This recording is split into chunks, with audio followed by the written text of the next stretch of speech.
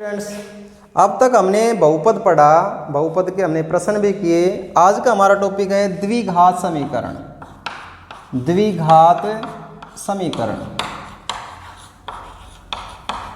तो सबसे पहले तो हमें यही देखना है कि द्विघात समीकरण होता क्या है। तो द्विघात समीकरण ऐसा समीकरण जिसमें चर की अधिकतम घात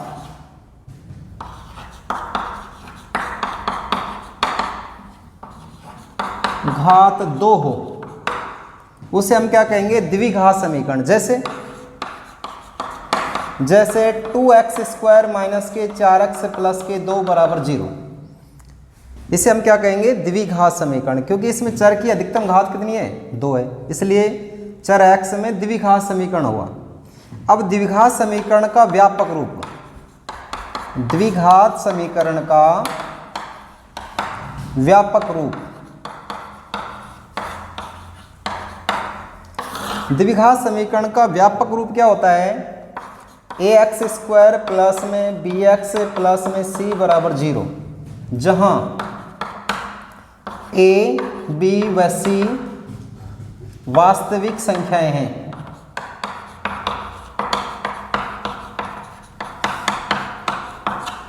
तथा a का मान 0 नहीं है। अगर a का मान 0 हो जाएगा तो यहाँ पर x² वाला पद खत्म, तो यहाँ पर x वाला पद रह जाएगा जो कि रैखिक समीकरण होगा। इसलिए a का मान कभी भी 0 नहीं हो सकता। एक होता है शुद्ध द्विघात समीकरण। शुद्ध द्विघात समीकरण ऐसा समीकरण जिसमें चर का एक घातीय पद नहीं हो। ऐसा द्विघात समीकरण जिसमें चर का एक घातीय पद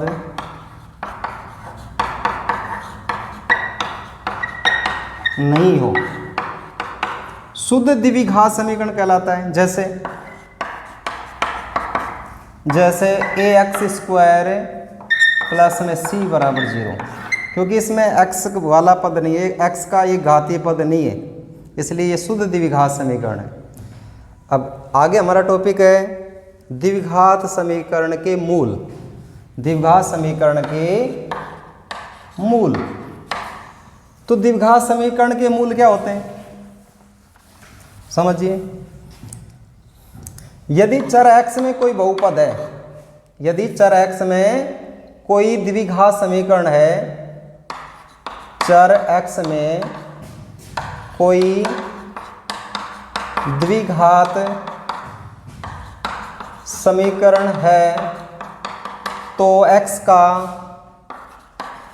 का वह मान जो समीकरण के दोनों पक्षों को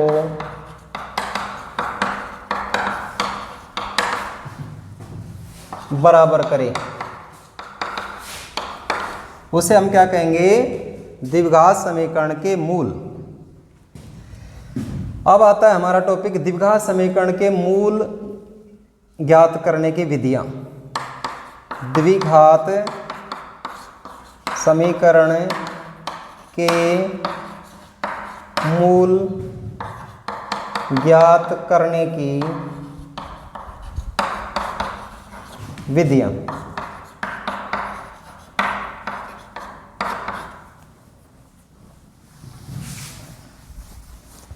समझिए, द्विघात समीकरण के मूल ज्ञात करने की 3 विधियां हैं। नंबर 1 गुणनखंड विधि।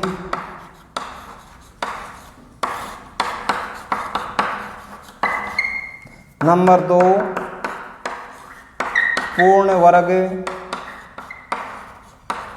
बनाने की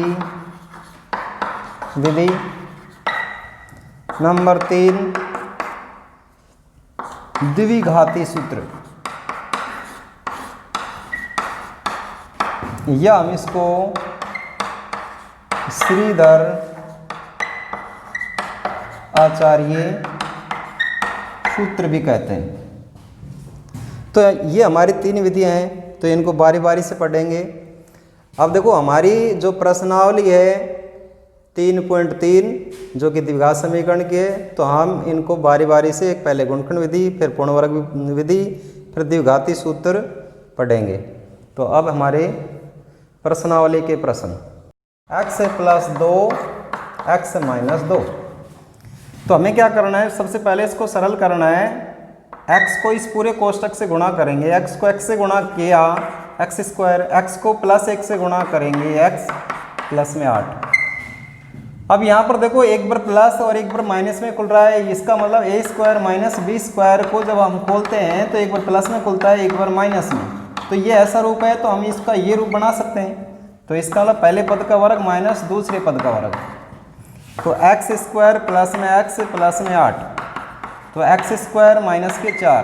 इधर हम पक्षांतरण करेंगे तो x² + x + 8 माइनस में x², ये इधर आएगा प्लस का हो जाएगा बराबर 0। तो ये इससे कट जाएगा, तो x + 8 और 4 कितने हुए, 12। अब हमें ये बताना है कि द्विघात समीकरण है कि नहीं, क्योंकि द्विघात समीकरण की पहचान होती है जिसमें चर की अधिकतम घात 2। तो इसका मतलब ये एक घात का है, ये रेखिक समीकरण है, द्विघात समीकरण नहीं है। अब क्वेश्चन नंबर 2 देखिए, x + 2 का होल क्यूब। तो ये होल क्यूब है a + b का होल क्यूब जैसा है। इसका मतलब हम इसको खोलेंगे तो a का क्यूब प्लस में 3ab कोष्टक a + b और b का क्यूब, ऐसे हम इसको खोलेंगे।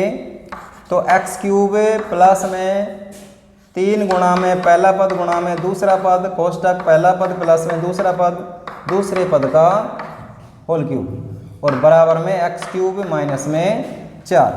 तो x³ प्लस में 3 दूनी 6x कोष्टक x + 2 कोष्टक बंद प्लस में 2 का क्यूब 8 x³ माइनस में 4। तो x³ प्लस में 6x को इस पूरे कोष्टक से गुणा करेंगे तो 6x² 6x को +2 से गुणा करेंगे 12x प्लस में 8 बराबर x³ माइनस में 4। अब यहाँ इधर पक्षांतरण करेंगे तो x³ प्लस में 6x² प्लस में 12x प्लस में 8, x³ को इधर लेके आएंगे तो माइनस का x³ ये प्लस का 4 बराबर 0। तो ये इससे कट जाएगा, यहाँ पर आ गया 6x² प्लस में 12x 8 और 4 कितने हुए 12 बराबर 0। तो ये देखिए चर की अधिकतम घात इसमें कितनी है 2। तो इसका मतलब ये कैसा हुआ, द्विघात समीकरण। ऐसे ही प्रश्न संख्या इसमें है 4, पहले का चौथा। तीसरा बहुत आसान है, आप कर लेंगे। अब ये सवाल देखिए, हम सबसे पहले इसमें क्या करेंगे, बटे में जिसके बटे में नहीं है बटे में कर लेंगे। अब इनका एलसीएम लेंगे तो एलसीएम कितना आएगा, x आ जाएगा। इस 1 का भाग इस x में देंगे तो x पर जाएगा, x को x से गुणा करेंगे x² आ जाएगा, प्लस में x का भाग x में देंगे 1 पर जाएगा, 1 को 1 से गुणा किया 1 का भाग x में देंगे तो x पर जाएगा, x को x² से गुणा किया x³ बराबर 0। इसके बटे में 1 कर देंगे। यहाँ सबसे पहले बड़ी घात लिखें, बड़ी घात वाला पद, फिर छोटी घात वाला पद, फिर अचर पद बटे में x बराबर 0 बटे में 1। अब क्या करेंगे, हम वज्र गुणा करेंगे, 1 को इससे गुणा करेंगे x³ प्लस में x² प्लस में 1, x को 0 से गुणा करेंगे 0। तो यहाँ पर देखिए x की अधिकतम घात कितनी है इसमें 3। तो इसका मतलब ये त्रिघात समीकरण है। तो अब अगला प्रश्न है हमारा, गुणनखंड विधि द्वारा निम्न समीकरणों को हल कीजिए। हम वही सवाल लिए हैं जो परीक्षा की दृष्टि से इम्पोर्टेंट है। तो इसका जो पहला सवाल है ये है 2x² माइनस 5x प्लस में 3 बराबर 0। तो हमें गुणनखंड विधि से करना है। तो गुणनखंड विधि से हम वैसे करेंगे जैसे हमने बहुपद में शून्य ज्ञात किए थे। तो हमें क्या करना है, x² वाला जो पद है इसको अचर पद से गुणा करना है, और वो भी किसके साथ, चिन्हों के साथ। यहाँ पर प्लस है, यहाँ भी प्लस है, प्लस को प्लस से गुणा करेंगे प्लस आएगा, 2 को 3 से गुणा करेंगे 6 आ जाएगा 6x²। अब जो माइनस के जो 5x है इसके हमें 2 टुकड़े ऐसे करने हैं, गुणा करने पर प्लस का 6x² आए और जोड़ें तो माइनस का 5x। तो इसका मतलब माइनस का 6x, क्योंकि दोनों माइनस के आ रहे हैं, तो माइनस के आ रहे हैं, तो इसका मतलब माइनस के 3x माइनस के 2x जोड़ेंगे तो माइनस के 5x हो जाएंगे, और गुणा करेंगे तो माइनस को माइनस से गुणा किया प्लस, 3 को 2 से गुणा किया 6, x को x से गुणा करेंगे x²। तो माइनस 5x की जगह हम ये लिख सकते हैं, तो लिखिए। तो हमें क्या करना है, 2x² माइनस इसकी जगह 3x माइनस के 2x प्लस के 3 बराबर 0, या हम इसको ऐसे लिख दें 2x², ये इधर लिख दे पहले, 2x माइनस के 3x प्लस का 3 बराबर 0। अब इन दोनों में कॉमन निकालें, इन दोनों में कॉमन निकालें, तो यहाँ पर देखो 2, इसमें भी 2 है तो 2 कॉमन आ जाएगा, यहाँ x है इसमें भी x है तो x कॉमन आ गया। तो यहाँ 2x निकला तो यहाँ पर x बच गया, यहाँ 2x निकला तो यहाँ पर 1 बचा। अब यहाँ पर देखो जो प्लस है ना, प्लस का मतलब होता है माइनस गुणा माइनस, तो इसका मतलब प्लस में माइनस गुणा माइनस है, तो यहाँ भी माइनस है यहाँ भी माइनस है, तो माइनस कॉमन आ गया एक तो, और एक 3 आ गया, तो यहाँ पर क्या बचा x, और यहाँ पर माइनस बच गया और 1 बराबर 0।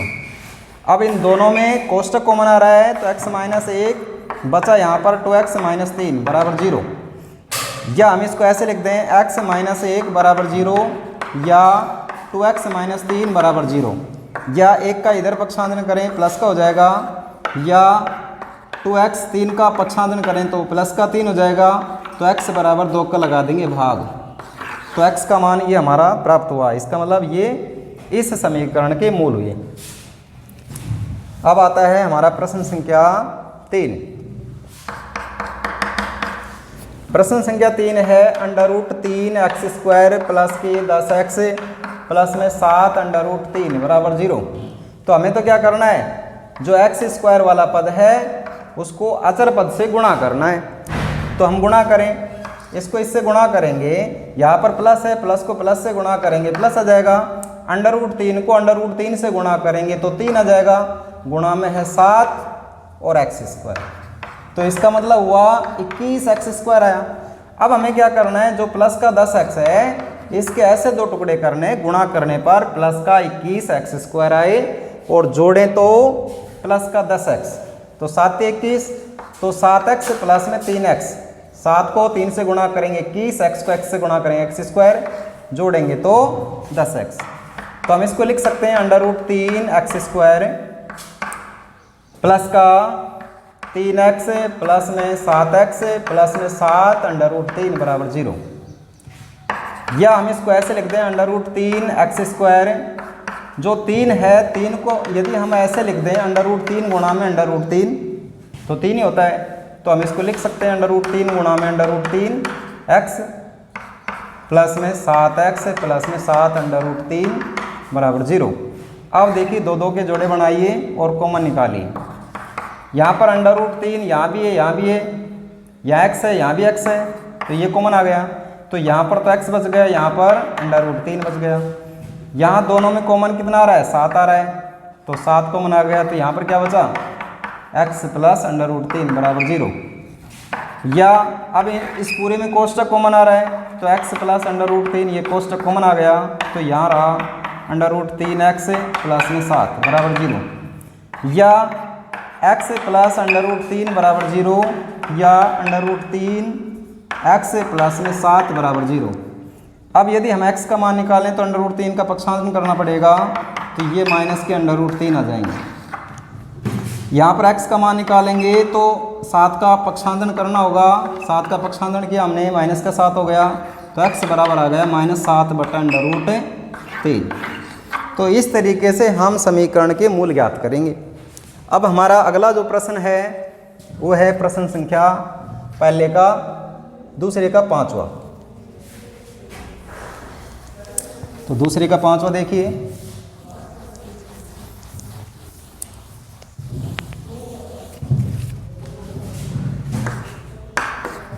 वन अपॉन एक्स प्लस में 2 प्लस में 2 अपॉन एक्स माइनस 1 बराबर 6/x।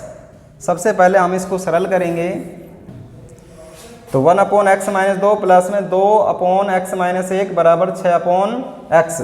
तो सबसे पहले हम क्या करेंगे, इन दोनों का एलसीएम लेंगे, तो एलसीएम हमारा क्या आएगा, इन दोनों को गुणा कर देंगे, x minus 2 x minus 1।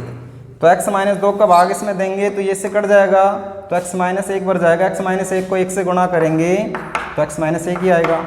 x minus 1 का भाग इसमें देंगे तो ये इससे कट जाएगा, x माइनस 2 बढ़ जाएगा, तो 2 को x माइनस 2 से गुणा कर देंगे बराबर 6/x। यहाँ पर है x माइनस 1 प्लस में 2 को गुणा करिए 2x, 2 को माइनस 2 से गुणा करेंगे माइनस के 4। ये पूरा कोष्टक इस पूरे कोष्टक से गुणा है, सबसे पहले x से गुणा करेंगे x माइनस 1 को, फिर माइनस 2 से गुणा करेंगे x माइनस 1 को बराबर 6/x। तो यहाँ पर देखो x प्लस का ये भी प्लस का, तो ये आ गया 3x, ये माइनस का ये भी माइनस का, तो माइनस के हुए 5 बटे में x को x से गुणा करेंगे x स्क्वायर, x को माइनस 1 से गुणा करेंगे माइनस का x, माइनस 2 को x से गुणा करेंगे माइनस के 2x, माइनस को माइनस से गुणा करेंगे प्लस 2 को 1 से गुणा करेंगे 2 बराबर 6/x। या हम इसको ऐसे लिख दें 3x माइनस में 5 x स्क्वायर माइनस का x माइनस के 2x, तो माइनस के 3x प्लस में 2 बराबर 6/x। अब हम क्या करेंगे, वज्र गुणा करेंगे। अब इस 6 को इससे गुणा करना है, इस x को इससे गुणा करना है, तो 6 को तो गुणा करना है x स्क्वायर प्लस में 3x प्लस 2 से बराबर x को गुणा करना है 3x माइनस 5 से। 6 को x से गुणा x स्क्वायर से गुणा करेंगे तो 6x स्क्वायर आएगा, 6 को माइनस 3 से गुणा करेंगे माइनस 6 18x, 6 को प्लस 2 से गुणा करेंगे 12, x को 3 से x से गुणा करेंगे तो 3x स्क्वायर, x को माइनस 5 से गुणा करेंगे तो माइनस के 5x। या हम इसको ऐसे लिख दें 6x स्क्वायर माइनस के 18x प्लस के 12, पक्षांतरण करें माइनस के 3x स्क्वायर आएगा, ये इधर आएगा तो प्लस का 5x बराबर 0।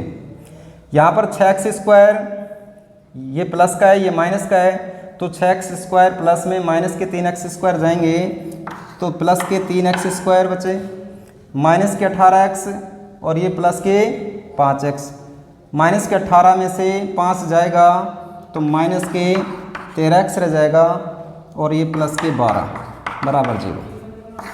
अब ये आ गया हमारा द्विघात समीकरण। हम क्या करेंगे, अब 3x स्क्वायर को अचर पद से गुणा करेंगे तो 12 3 36, तो प्लस के 36x स्क्वायर आ गए, माइनस 13x के 2 टुकड़े करने हैं, गुणा करने पर प्लस के 36x स्क्वायर आए, जोड़ें तो माइनस के 13x, तो ये आ जाएगा माइनस के 9x और माइनस के 4x। दोनों टुकड़े माइनस के होंगे क्योंकि यहाँ पर प्लस है, माइनस को माइनस से गुणा करेंगे प्लस हो जाएगा, 9 को 4 से 36, x को x से x स्क्वायर, जोड़ेंगे तो माइनस के 13x। तो हम इसको ऐसे लिखेंगे, या 3x स्क्वायर माइनस के 9x माइनस के 4x प्लस के 12 बराबर 0। अब हम क्या करेंगे, 2 2 के जोड़े बनाएंगे और कॉमन निकालेंगे, तो यहाँ पर 3x कॉमन आ गया, तो यहाँ पर रह जाएगा x और यहाँ पर माइनस के 3। यहाँ प्लस का मतलब माइनस गुणा माइनस, तो माइनस कॉमन आ रहा है, 4 3 12, 12 को हम 4 गुणा में 3 लिख सकते हैं, तो 4 कॉमन आ रहा है, तो यहाँ पर x बच गया और यहाँ पर माइनस गुणा माइनस, माइनस निकाल लिया तो माइनस बच गया और 3 बराबर 0। तो x माइनस 3 कॉमन आ जाएगा यहाँ पर पूरे में से, यहाँ रह जाएगा 3x माइनस 4 बराबर 0।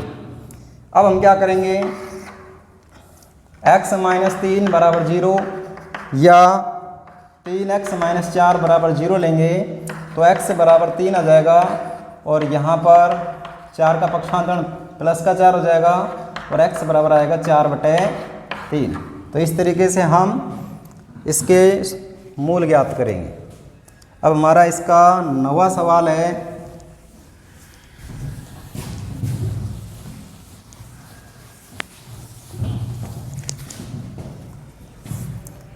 चार एक्स स्क्वायर माइनस के 4a स्क्वायर एक्स प्लस में a की पावर 4 माइनस b की पावर 4 बराबर 0। हम देखो इसको ऐसे लिख सकते हैं, 4x square minus 4a square x plus में 1 का वर्ग माइनस b की पावर 2 की पावर 2 बराबर 0। जब हम इसको सोल्व करेंगे तो ये आएगा, या हम इसको ऐसे लिख दें 4x² minus 4a² a² minus b² जैसा रूप है, तो एक बार प्लस में खुलेगा, एक बार माइनस में खुलेगा। अब हमें क्या करना है, गुणनखंड विधि से मूल ज्ञात करने हैं, तो हमें क्या करना है, x² वाले पद को अचर पद से गुणा करेंगे। तो गुणा करते हैं तो ये आ रहा है 4x² a² प्लस में b² a² माइनस में b², और वो भी कैसा, प्लस का। अब हमें इसके दो टुकड़े करने, तो हमें टुकड़े करने हैं माइनस के 4a² x, तो गुणा करने पर तो ये आए और जोड़े तो ये आए, तो इसके टुकड़े होंगे माइनस के 2x माइनस के 2x, तो माइनस माइनस प्लस, 2 को 2 से गुणा करेंगे, 4x को x से गुणा करेंगे, x² आ जाएगा। अब हमें ये चाहिए, तो हम क्या करेंगे, a² प्लस में b² और a² माइनस में b², तो ये हमारे टुकड़े हो जाएंगे। अब सोल्व करके देख लीजिए, 2x को a² से गुणा करेंगे माइनस 2a²x, इसको गुणा करेंगे माइनस 2b²x, इससे गुणा करेंगे माइनस 2a²x, इससे गुणा करेंगे प्लस का 2x 2b²x। अब देखिए ये इससे कट जाएगा, अब इनको जोड़ लीजिए और गुणा करिए, तो यही आ रहा है हमारा। तो हम इसको क्या लिखेंगे, हम इसको लिखेंगे 4x² माइनस के 2x a² प्लस में b² माइनस का 2x a² माइनस का b² प्लस में a² प्लस में b² a² माइनस में b² बराबर 0। अब दो दो के जोड़े बनाएंगे और इसमें से कॉमन निकालेंगे। तो यहाँ पर देखो 2x है, यहाँ भी 2x है, तो 2x कॉमन आ गया, तो यहाँ रहा 2x और यहाँ पर यहाँ मजला कोष्टक लगा दीजिए, यहाँ पर ये कोष्टक कॉमन आ जाएगा। यहाँ पर देखिए a² minus b² a² minus b² ये कॉमन आ रहा है, और यहाँ पर प्लस है, प्लस का मतलब माइनस गुणा माइनस, तो माइनस कॉमन आ रहा है, और ये कोष्टक कॉमन आ रहा है a² माइनस का b²।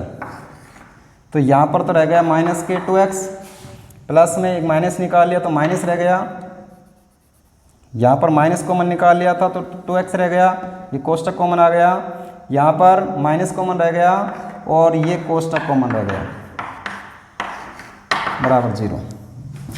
अब इन दोनों में कॉमन क्या आ रहा है, ये कोष्टक कॉमन आ रहा है, मजला कोष्टक, 2x माइनस a² प्लस में b² मजला कोष्टक 1, और यहाँ पर बच गया 2x माइनस a² माइनस में b² बराबर 0। अब हम क्या करेंगे, इनको 0 के बराबर कर लेंगे। तो ये आ गया 2x माइनस a² प्लस में b² बराबर 0, या 2x माइनस a² माइनस में b² बराबर 0, या 2x इसका इधर पक्षांतरण करेंगे तो ये प्लस का हो जाएगा, तो x बराबर आएगा a² प्लस में b² बटे में 2। इसमें देखिए इसका इधर पक्षांतरण करेंगे तो a² माइनस b², तो x बराबर आएगा a² माइनस b² बटे में 2। तो इस तरीके से हम इसके मूल ज्ञात करेंगे। तो इसके जो इम्पोर्टेंट क्वेश्चन थे वो हमने करा दिए। अब हमारी अगली प्रश्नावली रहेगी, और अगली प्रश्नावली में है हमारा दूसरी विधि है पूर्ण वर्ग बनाकर हल करने की। आज के लिए इतना ही, धन्यवाद।